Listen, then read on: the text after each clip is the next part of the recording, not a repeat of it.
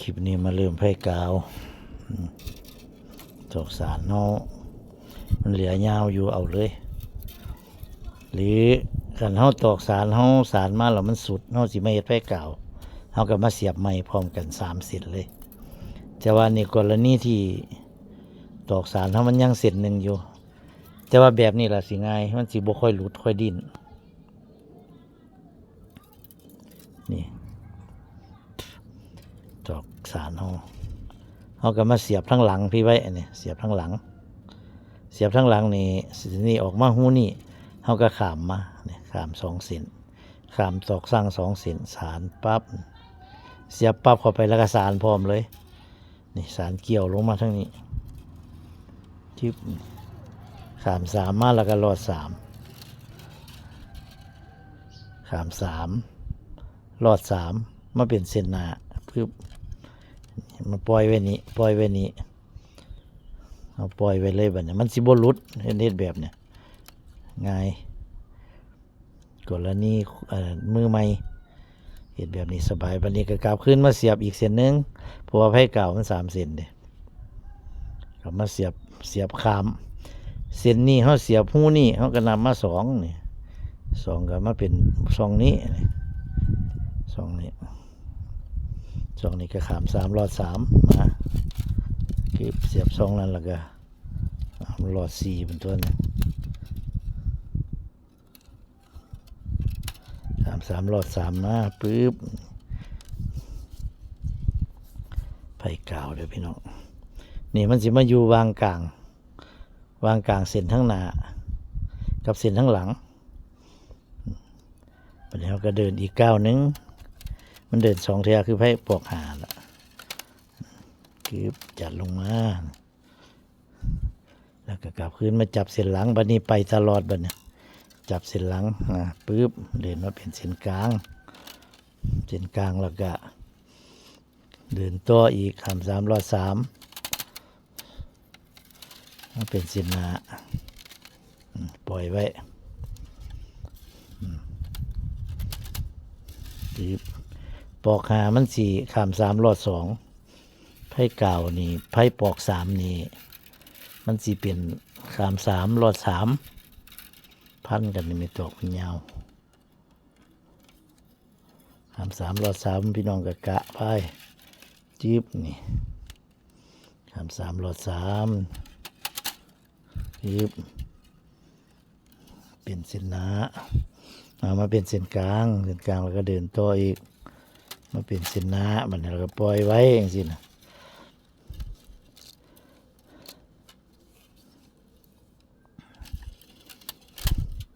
นับไปรถขาม3รอด3ไปรถตกใส่ก็แม่นหันละอันตามปกติก็ให้สังเกตเบิ่งเนี่ยอาจสมมติว่าปอก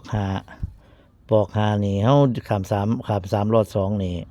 เฮาเดินเส้นกลางมันสิมาลงหูเดียวกับเส้นทั้งหน้าออกนี่มันสิมาขัดกันลงไปนี่รถนี่หูเดียวกันเพราะว่ามันรอด2ขาม3มันสิมารอด2เด้มันสิลงไปนี่ปั๊บรอด2มานี่แต่ว่าขามอันปอกหานี่ปอก3นี่ไพ่กาวนี่พี่มันสิขาม3มันสิมาลงทั้งหน้าเส้นนึงเนี่ยสมมุติว่าเส้นหน้าสุดมันออกนี้เนาะเส้นนี้มันสิขามลงมาพี่มันสิขามมาเส้นนึงนี่มันสิออกคนละหูตอนออกหูนี่ตอนลงหูนี่แต่ว่าคันปอกหามสิลงหูเดียวกันนี่สังเกตเอาแต่ว่าจำไว้ก็คือขาม3รอด3มันละอันขาม3รอด3นี่มันบ่ผิดดอกไม่ตอกมันอยากเป็นอันติวตายมันอยากดีดสารไปก็ดีดออกตอกสารมันจะเป็นเสียนปักมือจิ๊บนี่ขาม3รอด3จัดลงไปให้มันคุ้งกันมันจะเป็นของทึบของตัวเนี้ยของไล่ลงเป็นของทึบสารไผ่กาวกับสารอันนั้นก็จัดลงไปคุ้งกันเลยแต่ว่าปอกหามันจะเป็นของห้างเนาะปอกหา กันไผ่กาวจังค่อยทิบ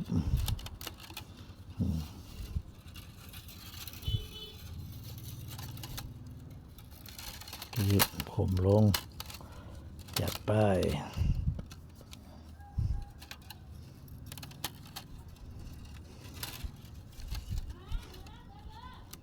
นี่ละเฮาสวยตอกกับเพื่อจังสิละเวลาเฮาเข่าคอเวลามันขึ้นมาเทิงนี่มันตอกมันก็สิได้ห่างออกมันบ่ซั่นมันสิแจบกันมาบใส่น้ำเข้าไปจังหน่อยตอกสั่งแจบกันกระสานยากสานไปบ่ได้ไปหักตอกมันบ่ซั่นก็ซ่อนตอกจัดตอกสั่งเขาให้มันโหบซ่อนกันเท่านั้นแหละมันบ่ซั่นก็หักตอกออก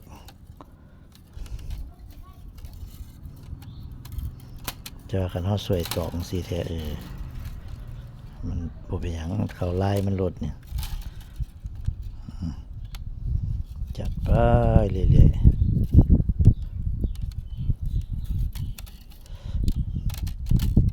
ไผ่กาวเนี่ยเพิ่นเอิ้นเนี่ยมันดีดจังเสียพี่น้องโอ้ยมันติวตายตอกสารมันติวตายแล้วมันดีด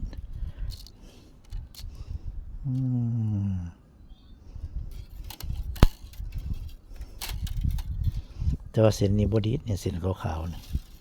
นี่ยเส้นขาวๆเนี่ยมันบดีดว่าติวมันบตาย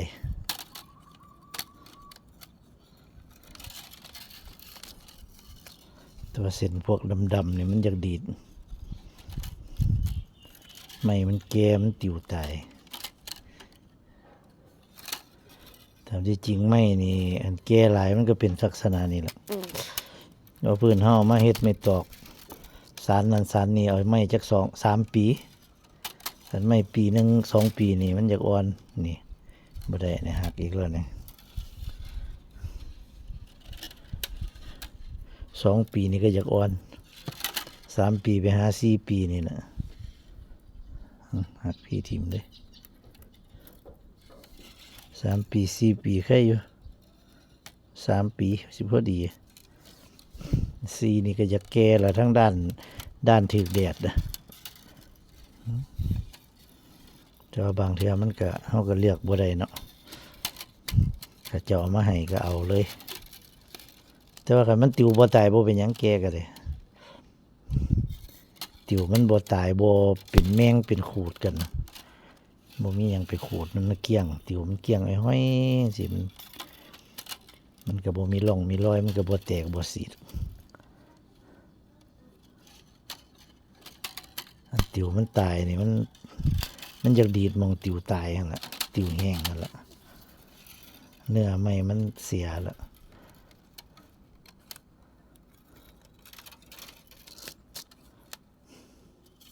ไปสารช่วงข้อช่วงนั้นบ่ได้ที่พวกติวตายนี่ไปสารช่วงข้อที่คัดจ่อๆบ่ได้ขึ้นมาช่วงนี้ช่วงยังห่างอยู่นี่พอได้อยู่แต่ว่าคันแบบนี้บ่เป็นหยังเนี่ยติวแบบนี้ติวสดๆเนี่ยติวดิบๆเนี่ยเอาเหลามามันก็เป็นเส้นขาวๆ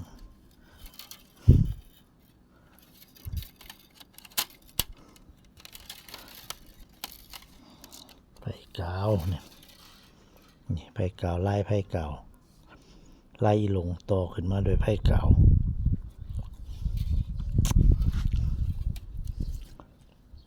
ไผ่กาวขึ้นไปจะประมาณ2 นิ้วมือนี่แหละ2 นิ้วมือนี่ก็น่าใกล้เคียงบ่พอก็คือใกล้เคียงเอาคอแหวเอาคอแหวปากถ้าพี่น้องสนใจอยากติดตามเฮ็ดเป็นก็เอาติดตามไปเรื่อยๆเบิ่งไปเรื่อยๆกดติดตามไว้เวลาเฮาลงคลิปมันก็สิแจ้งเตือนพี่น้องได้เข้ามาเบิ่งกันต่อเนื่องคันผู้อยากเฮ็ดเป็นแต่ว่าผู้เบิ่งบางคนมันก็เบิ่งซื่อๆบางคนเพิ่นบ่มักเพิ่นก็บ่เบิ่งเพิ่นเลื่อนผ่าน เป็นเรื่องปกติธรรมดาเพราะว่าอยู่ใน Facebook หรืออยู่ใน YouTube นี่เป็นหมื่นเป็นแสนเป็นล้านเลี้ยงให้พี่น้องได้เรียกเบิ่ง พี่น้องมักแนวใดก็เรียกเบิ่งเอามักเบิ่งแบบมีความรู้แบบเป็นสาระก็เบิ่งบันเทิงก็เบิ่งได้โอ้ยจะมันสำบายซุมื้อนี่ผู้เฒ่าผู้แก่ก็เบิ่งเป็นเบิดนอดบ่มีผู้เบิ่งโทรทัศน์ซุมื้อนี่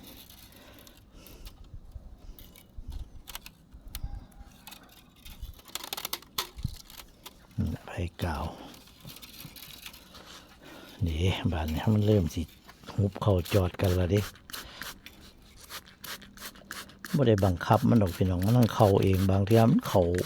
ก่อนที่เฮาอยากให้มันเข้าซั่นเด้เพราะพื้นศาลนี่ก็ได้ตอกเสมอกันนี่โอ้ยมันเข้าง่าย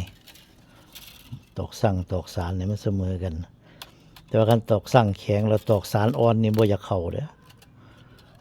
กดปานใดก็บ่อยากเข้ามันบ่สู้ตอกสั่งคันมันเสมอกันนี่มันสิเข้าไปพอดีทรงมันโหลด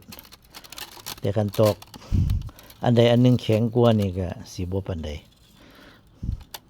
ได้บังคับจักหน่อย